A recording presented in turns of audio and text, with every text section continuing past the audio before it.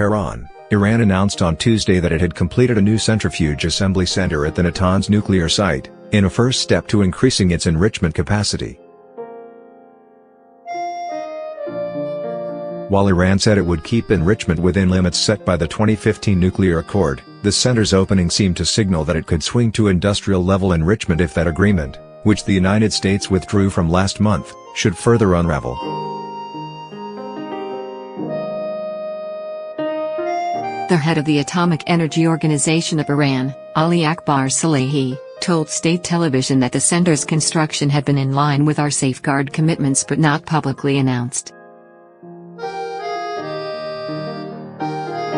A spokesman for the Iranian nuclear agency, Behrouz Kamalvandi, said a letter had been sent to the International Atomic Energy Agency explaining the action.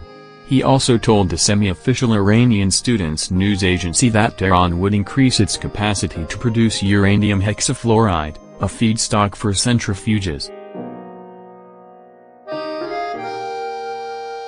It was unclear whether the assembly center would actually begin to produce new centrifuges. Under the 2015 nuclear deal, Iran stopped enriching uranium to the 20% level that would allow for rapid development of a nuclear weapon and agreed to a limit of under 5%.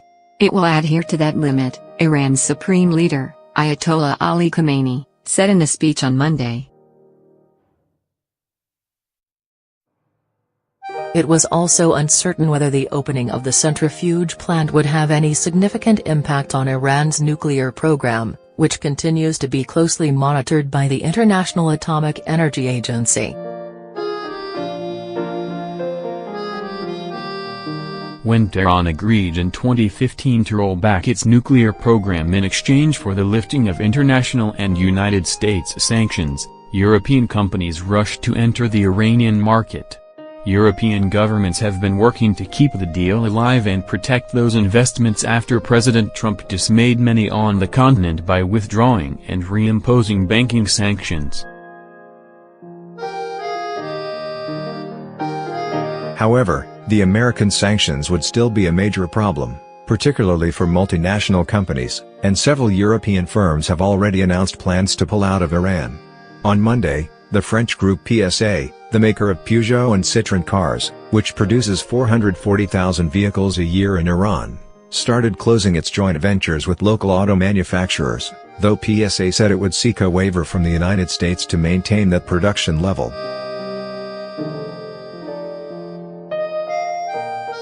In his speech, Ayatollah Khamenei warned the Europeans that Iran's patience was limited, but analysts said that Tehran's demands of guaranteed purchases of Iranian oil and free bank transfers with the European Union might exceed what the bloc could deliver in any rescue plan for the agreement.